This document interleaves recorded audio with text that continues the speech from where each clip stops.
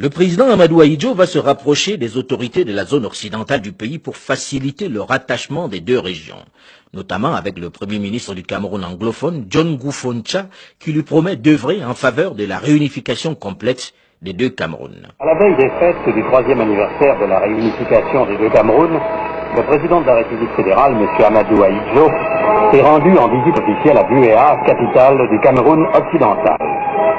Le lendemain de son arrivée, le président Ahidjo s'est rendu en grande pompe au stade Mouyouka, où l'attendait au milieu d'une foule enthousiaste de très nombreuses personnalités locales.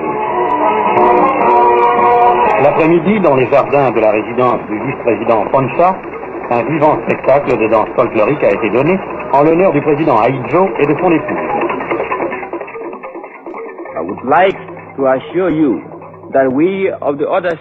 J'aimerais vous assurer que nous, de l'autre secteur du Cameroun, travaillerons encore plus durement qu'auparavant afin de rendre possible la formation de ce grand pays, le Cameroun. Maintenant libre, il vous appartient d'entreprendre, suivant vos propres options, des négociations internationales pour les relations diplomatiques. Cependant, sachant ce que nous recherchons, nous voudrions vous conseiller de nous consulter dans toutes relations internationales possibles avec les peuples libres du monde. Accueilli au palais par les honneurs militaires, le président Ahidjo devait, au cours d'une brève cérémonie, recevoir le cordon rouge symbolisant les attributs du grand maître des ordres nationaux. Il lui fut remis par l'honorable John Goufoncha, grand chancelier des ordres.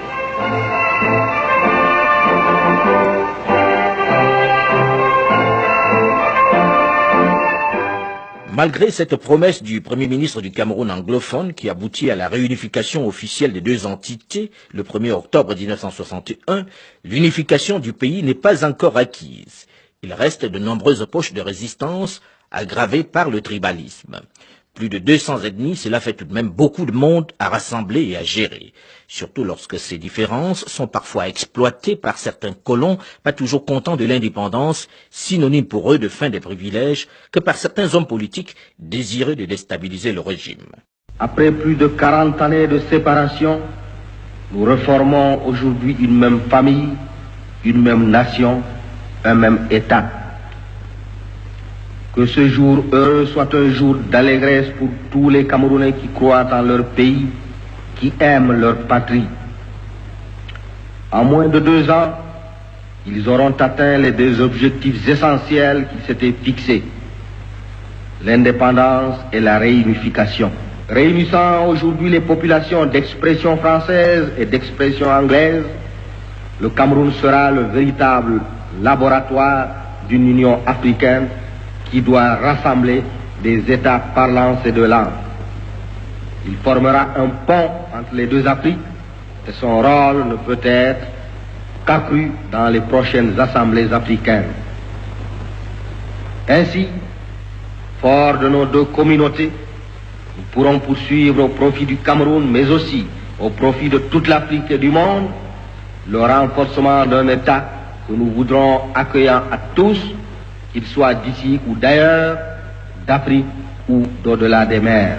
La détermination d'Ahidjo à obtenir l'unité nationale va très vite transformer son régime en une dictature parfois féroce. Il faut arriver à cette unité nationale, quel qu'en soit le prix.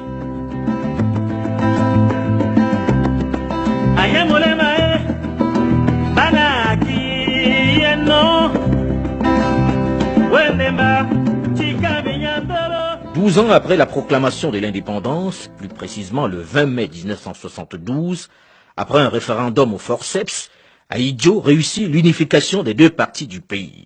La République fédérale du Cameroun devient tout simplement la République unie du Cameroun. Ahidjo est arrivé à la conférence de Fumban avec un projet qui avait été écrit par ses conseillers français, qui était un projet qui ligotait complètement le Cameroun occidental, et les Foncha et compagnie, ils ont été complètement perdus parce qu'eux n'avaient pas de projet, et puis ils n'ont pas su comment réagir et se sont fait embobiner.